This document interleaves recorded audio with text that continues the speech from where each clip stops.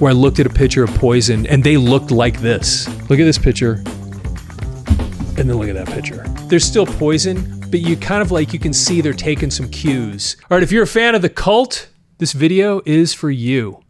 So do you remember when this album came out? Heck yeah. I was so excited for this record because I had been introduced to The Cult when Electric came out. We've talked about this a bunch of times before. You introduced me to The Cult through Electric, so that was... Yeah, that's right, because we met a while before this album came out. Yes. So we met while Electric was out. So yeah, because this one came out, this was April 10th of 1989, and Electric had come out 2 years earlier, and I had seen The Cult. I've talked about this on this channel hundreds of times because it was such a big deal for me. I had seen them in concert opening up for Billy Idol. Yeah. I had taken a girl named Shannon that I was totally into. Hey, Shannon. Exactly. And she had heard of The Cult. She knew who they were because she heard the song She Sells Sanctuary. Yeah. So we went there. She was so excited to see The Cult. I didn't know anything about them. Which She Sells Sanctuary was actually from their previous album. Love. Yeah. And also a great album. Love is it has so much great stuff on it. It's so good. No, I definitely, without no question. So we're at that concert, and she has heard of The Cult. I haven't. I'm there to see Billy Idol. Just shocking. What's that? That's shocking. Well, yeah, but as musical as you were. Yeah, I guess so. But The Cult was kind of this gothy thing that you could have put them in you could have compared them to The Cure. I mean, listen Gene to Loves the song. Jezebel, all those bands that kind of looked cool, sounded kind of like, I don't know, I call it more dreamy and yet kind of cool and rocking, but yet Electric comes out and they're like straightforward. Right. And if you look at The Cult, like videos of them, look at the video for She Sells Sanctuary before Electric ever came out, and you would look at them and go, these guys look like Gene Loves Jezebel. Yeah. So then that's what she's expecting. So we're at that concert, and they come out on stage. Well, her expectations are there. Yeah. Okay. And I don't know anything.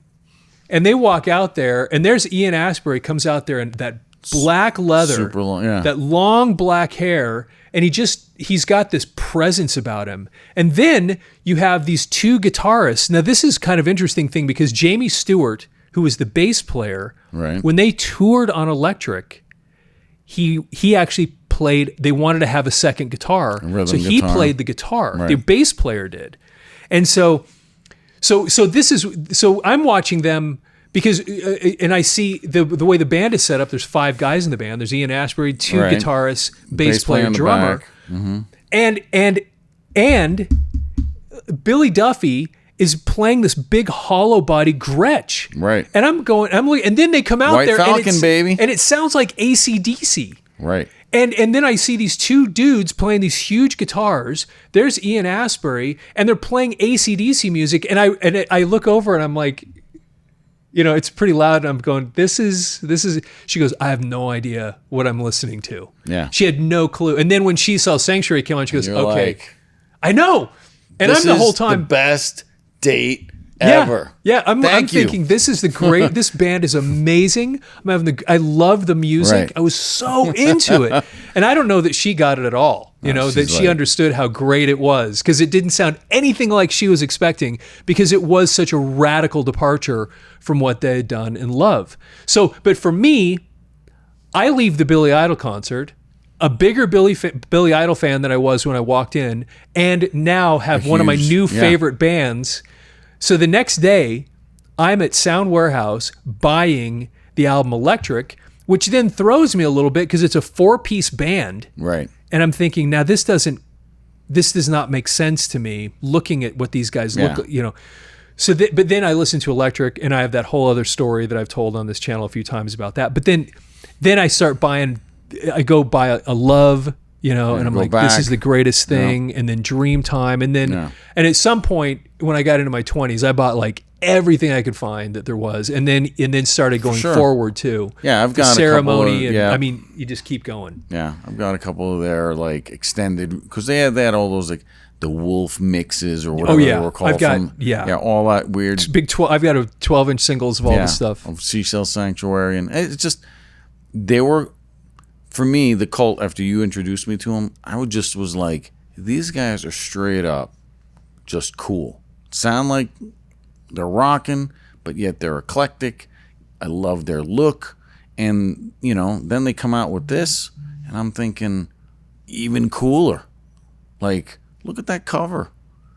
Oh, yeah. I mean, oh my great. gosh. Look, see, if there was ever a sign that we were heading into the world of what grunge would look like, I mean, just look at this right here. Which, this isn't grungy, but the look is amazing. Because these guys, even though they kind of morphed and kind of fit into the heavy metal world, they just never really looked like it, and they never really fit that thing. And that was kind of because when you go back and you realize that Electric came out in '87, and you start think in the world of hard rock and heavy metal, and start looking around at what's happening in 1986, 1987, 1988, and it ain't the Cult. That's the thing. They were so like, what in the world is going on here? No, and I think that's kind of definitely something that kind of made it more endearing to me to be a Cult fan was they kind of carved their own path. I mean, because because everybody, we talk about that time, all of a sudden grunge comes, a lot of the bands don't know what to do. These guys kind of, yes, they had some heavier stuff. Can't remember what came out after, having a brain fade now, but Ceremony was totally different. I seen them on that tour. Lenny Kravitz opened up for them. Freaking amazing. That was amazing. Amazing. Some of the best money I ever spent seeing that double bill. Then and then the albums that came after that. And what's great is they're still putting out stuff. And they were all good. And they're all good. They just got kind of lost, I think. The reason I feel like the Cult weren't bigger, but I'm still a fan, is I think they just got lost in that mix of, are you grunge? And that just took over the airwaves. And, it just, they kind of lost. And it's not that they were any worse. I think, what's the album, the white album with the goat on it, or whatever. Just called The Cult, wasn't it? Yeah, it's just called The Cult. Yeah. That's got some great songs. That's the one that has Star on it. Yep. Which is one of their best song. tunes. Yeah, and they're still putting out good stuff. Yeah, I like them. But Sonic Temple was fantastic. Fantastic. The last one I bought, I think, the last one I actually put money down for was Beyond Good and Evil, which was great. That's really heavy. And talk about an album that it come out a couple years earlier, maybe. I think they were it definitely is an edgier, heavier sound. I love it. Well, the thing with them is, like a lot of bands, they kind of hit a peak or something. And I don't know that their music, they kept putting out great music, but I don't know that any of it just stood out the way these things did. And that was kind of the issue. Like Star was close, that album, but... Yeah, I think when this came out, dude, they were on Saturday Night Live. They played Firewoman, I believe, on there. They were everywhere. Whatever they were doing management-wise, they were at the right place at the right time, and they had the momentum. They had a cool look, and maybe the record label was like, we'll give these guys a little more oomph. But they were everywhere there for a little bit. And when this came out, Sun King, Firewoman, and they were everywhere. And it's funny, you list that right there. What was so interesting about that, and I know we have a lot of people that were professional musicians. And how many times did you play stuff off of this album? I played Cult song. And that was what I was going to say, is that we probably, in bands I was in, we probably played at least 3 songs off Electric, maybe every show we ever played. And we played Firewoman on here for sure. And there might have been another one that we played off of here. So it was like you'd have 4 or 5 songs every 4-hour set you would do at some bar. You'd be playing probably 4 songs. They were winners somewhere during the night. And that's the thing. And the people that were rocking along with you were people that you knew were freaking cool, because they were. Because again, it's not. We talk about bands that aren't like so mainstream that are everywhere, right? We recently did Living Color. If you haven't seen that, that's a great album. I think we did a good job on that. We talked about King's X and some of these bands that were not super mainstream. They weren't on the Kiss, Guns N' Roses, Metallica, where everywhere you go, they're everywhere, right? These bands, Van Halen, they're just larger than life, and they dominate. Every third song on the radio is one of those. Led Zeppelin, classic rock, and that Aerosmith. These other bands, they're just cool, and they're on like that next level. And I feel like when people see a guy with a T-shirt or something with one of these bands, or I wear my Cult shirt every once in a while, and almost goes without fail. It's like the electric logo with the skulls. Always somebody's like, dude, cool. Mm-hmm. I'm like, you know what? People get it. People get it. If they don't get it, that's okay. I'm okay with that. But if they get it, they're cool in my book. Peace. Done. Yeah. So Sonic Temple comes out on the heels of that. And yeah, I'm thinking it's to me, it's very complete. And they sound fantastic. The production, everything is just so big. It sounds awesome. Yeah, so first of all, this sounds amazing. Bob Rock produced it, and we'll talk about that in a second. But one of the things when I got it out, and we said it here right before we hit record, has there ever been just a cooler looking rock star ever posing? No. I mean you got that right there. Look, I look at that, and I think I said it when you put it out. I said, dude, you dream about being that guy, holding your Les Paul, hitting that chord, and just standing there with your hair down. I mean, dude, the guy looks, what a great picture. And it took me, at first, I didn't realize that the green and red, I mean, that's Ian Astbury, right, as you said, with his hair, with flopping back, and he's got the mic right there. Like, that is fantastic. And how it's artfully kind of put together. Oh, I love it. It's fantastic. Fantastic. Yeah, and to your point, the way they set him there with the contrast of the green going this way, the red going that way, and he cuts the album right down the corner. It's cool. Like this. Again. And then he spans the whole thing. I mean, it was put together so well. I love this. Even though the font is like so blah, it doesn't matter. It's doesn't matter. Perfect. This thing, the colors, the way they did it, it's amazing. Matt once told me, Matt Ford, shout out Matt. Matt told me once that sometimes bands like The Cult, like the name may have done him more of a disservice, that people were like, maybe I won't get into The Cult, and that may or may not be true. That doesn't bother me. I mean, you got bands like Five Finger Death Punch and other things, that might be a little more like, okay, did it really harm them? I don't know. The jury's out. What do you guys think? And that's a really good point, because I remember the first time I heard the name, it wasn't so much that it was just that it seemed silly. Yeah. That's more of it for me. Because especially when you hear things like, you already have a band called Blue Oyster Cult, right, and then you hear The Cult. It's a little bit like, I did another video on the band Riot not long ago. Sure. And then it became this confusing thing like Riot and Quiet Riot, and did that do them any favors that their band was called that? Yeah, when Matt brought it up, he had just seen The Violent Femmes. Great band. Yeah. But he was like, man, I think if they had, that's kind of how that came up. That's interesting. Like, if they had a different name, I'm not saying the Smiths, because Morrissey is probably like, don't confuse me. But if you had a plain name such as that, would it have impacted their success or that would be a great show to have where we discuss that, because one of the things is the name, and the other thing is the cover. Because one of the things I think we downplay a lot is the importance of this visual part of it. Because, for example, if you go to a bookstore, successful books, almost all of them have one thing in common. The cover is awesome.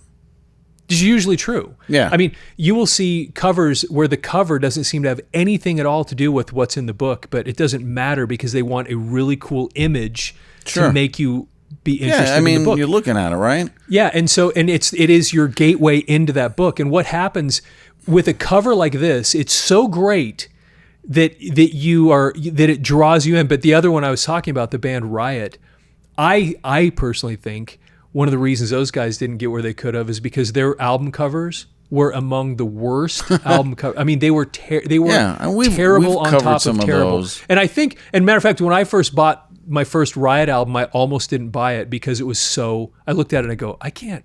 Yeah, it wasn't like Eddie in Iron Maiden, where it was kind of cartoony. But it's like, I mean, even like Ozzy and some of his covers, I'm just like, dude, what are you doing? You're becoming too narrow. I don't know, maybe it's my marketing idea head or whatever going. You've just alienated a bunch of moms that are not buying that for your kids. Because, yeah, you're right. Back in the era when we were going to the music store, you're looking at this and you're flipping through or walking down the hall, or not the aisle, not the hall, but the aisle, and you're going, oh, what's this? That's pretty cool. Your eye? What catches your eye? Like the books, like you're saying, right? Or how many albums did we flip through and go, whoa, what's that? I bought a ton of records just because they look cool. On the album. All the time. That's a lot were duds. True. Right. But they got my money.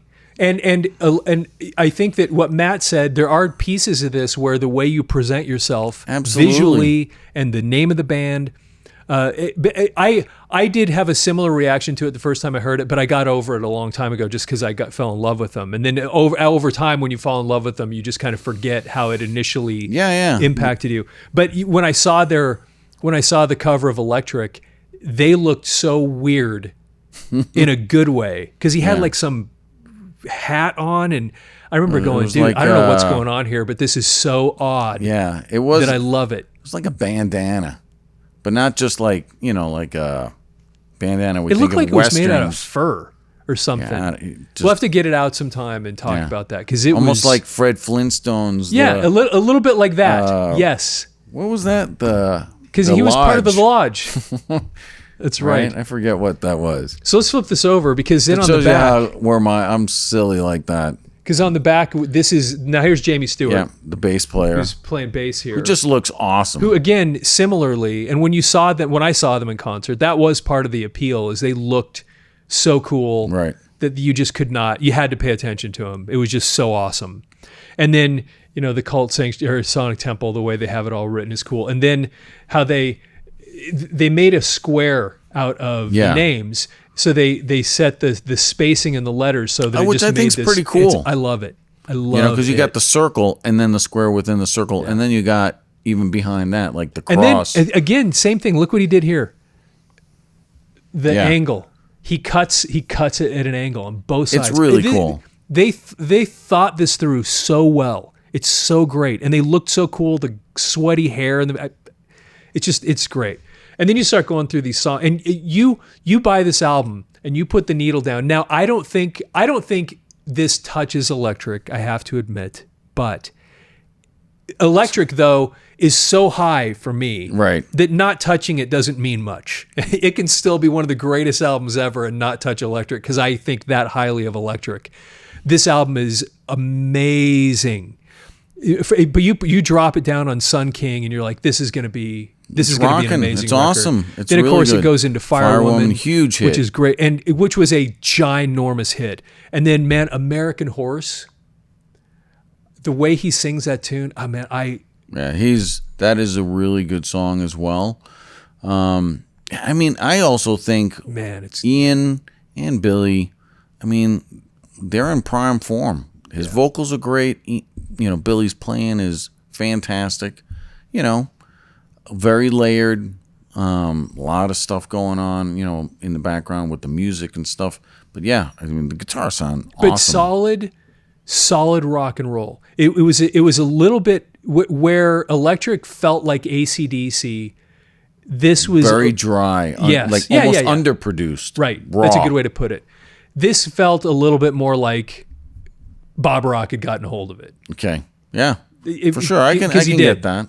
And because it did have a little bit more of that, we're capturing a little bit of the heavy 80s energy, even though they didn't have the same, that they didn't really have the same sound, but he, as far as the music goes, but he created the sounds, the tones that then kind of carried that a little bit of that 80s feel.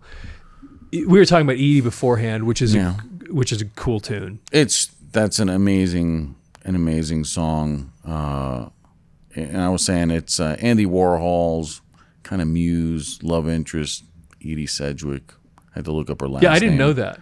But yeah, I guess it's kind of a tribute to her. But when he's like, "Ciao, baby," that's great. I mean, he sings so great on that, and it starts out with that acoustic. Sounds great. He has one of the most unique voices in rock history, just to begin with. I mean, he was, and then to move on to "Sweet Soul Sister." I mean, come on, great song. And you just go through the rest of this. I mean, just song after song, the whole thing is killer. Even "Wake Up Time for Freedom," kind of that chant. Yeah. Da, da, da, da, da, da. It's great. Yeah, it is good. Soldier Blue, Automatic Blues was good. Soldier Blue was okay. New York City. Anytime I see a song with the words New York City, I'm like, that's a tough sell. Just put it out there, and it's just a New Yorker in me going, okay. You mean just calling it that? Yeah. Well, it's not Billy Joel or Frank Sinatra or somebody like that's putting out like a New York kind of thing, but I get it. That's really interesting. But it's kind of like, not being from New York, I've never thought of it that way, but I can see that if somebody had called, but I'm just saying the New York City as your title, as your main lyric, I've always had problems. It never comes across cool. I don't know. That is really interesting. It's kind of a weird, being from New York. Yeah, maybe. I'm not like jaded or pissed that they're singing about New York City, the Big Apple, or anything like that. It's just, I just never thought like as a lyric. I think it's just hard. So you're not singing that, Well, it wasn't my favorite song on the album, but I did like it. Yeah, it's not bad. I mean, actually, if I were to talk about what not my favorite songs, once you get past this whole thing, these first 6 tunes here blow my mind. First 5 songs, and then these were just solid good tunes. Good songs. I mean, their writing was great. Yeah. And it's a little bit like when you go to all the stuff that the Cult put out after this, and this is what I was starting to say earlier. Everything they put out after this, like Ceremony, for example, to me, there were no like standout tunes, kind of like Firewoman on that album. But every album they put out after that was solid stuff that you could imagine throwing in your car and listening to it and loving it. That was me. But it didn't have a breakout track. Right. Even though it's solid music and you're happy to, and you would listen to it. Yeah, they had singles and stuff like that. Anyway, so the second side was solid, but it wasn't the first side. Where I look at an album like Electric, and I don't feel that way about it. Like it just, from opening chord all the way through the end, it never stopped being great. So let's take a look on the inside here, since we're doing this. Okay, first of all, produced by Bob Rock. So look at this, and you can kind of get a sense of it. 1988, this is the year before he put out Kingdom Comes. He produced Kingdom Comes. Debut album, which kind of gives you a sense of what he's doing. Right. So Kingdom Come, Sonic Temple, Motley Crue, Dr. Feelgood. Amazing. One of their best. Dude, Electric Boys, Funk O Metal Carpet Ride. Also I dig great. this. Oh my gosh, I love that. Yeah. Great song. Then he's got Metallica, the Black Album, of course. One of the biggest albums ever. Just exactly. Crossover. That was on everywhere. Now here's a funny one that comes from our, was it Kerrang? Was Choir Boys. Choir Boys. Choir Boys, Bittersweet and Dude, Twisted. we did get a lot of crap. You guys don't know anything about when Kerrang did kind of open my eyes. I'm going to say I have listened to Choir Boys and some of the other bands that when we went through Kerrang. I'm like, how do I not know this? Yeah. And it's been a nice deep dive, and Choir Boys have some good tunes. I'll check this one out for sure. Yeah. Anyway, so which album is it? It was, let's see if I can find it again. Bittersweet and Twisted. Nice. I like it. See? Then he did the Cult album, the one that we were talking about. Ceremony? That has not, he did the one that's just called The Cult. Oh, right. Okay.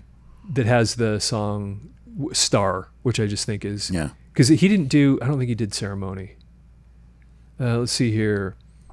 But that's still. Metallica, Load and Reload. Then he's got, let's see here, more Metallica. Oh, he did Beyond Good and Evil too. Our Lady Peace, remember them? They had some cool stuff. I mean, anyway, but you get a sense, dude. If you're a producer and you've done just the Black album, you're laughing all the way to the bank. Oh heck yeah! Dr. Feelgood was huge. I mean, a lot of those. You're buying a bank with the Black album. No joke. Seriously. So good job, Bob Rock, and what a great name. Yeah, when his parents gave him the name Bob Rock, he had no choice but to be a great music producer. Best music producer in those years. So here's something. There is one other kind of interesting thing about this that comes into us as Kiss fans, which is right there. Yeah. Eric Singer. Special thanks to Eric Singer. And basically, as I understand it, when they were working out the album and the initial recordings of the album, he was the drummer. Yes, before Matt Sorum kind of. So then, but the guy that actually played on this album was Mickey Curry, and Mickey Curry had actually been with Bryan Adams. I thought so. Is it? Now Sorum ended up joining the band. Yeah. But he didn't. But I don't think he played on this at all. But he ended up as part of the Cult.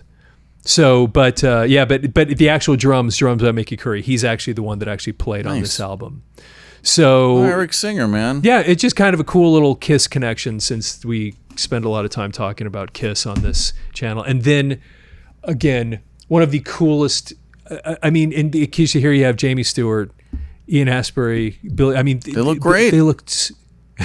They just looked so cool. Everything about them, and that picture. To me, that captures a little more of the electric feel. The album, but it still captures this. We are not your typical. You could tell that bands like other bands, even like Poison, were taking a cue from these guys now at this point. I think because so. They were. Matter of fact, I did a video on a Rip magazine not long ago, this last week, where I looked at a picture of Poison, and they looked like this. Matter of fact, you know what? I'm glad that we just looked at that because, dude, check this out, and you'll see exactly what I'm talking about. I'm doing this off of memory because I just did this a few days ago. But look at this. Look at this picture, and then look at that picture. I mean, look at the similarities for sure. Look at the hair. I mean, you can see that. My point is, there's still Poison, but you kind of like you can see they're taking some cues because this is 1990. So these guys are the trendsetters. That's my point. And they were obviously Poison was way more mainstream. Yeah. So but that is not Poison. Right. The original Poison was not this. No. That's what I mean. Look Poison was going. Look what these guys are doing. We're going that way. We're gonna head that direction a little bit. Their style director was like, I want you to look more like these guys. This is what's happening right now.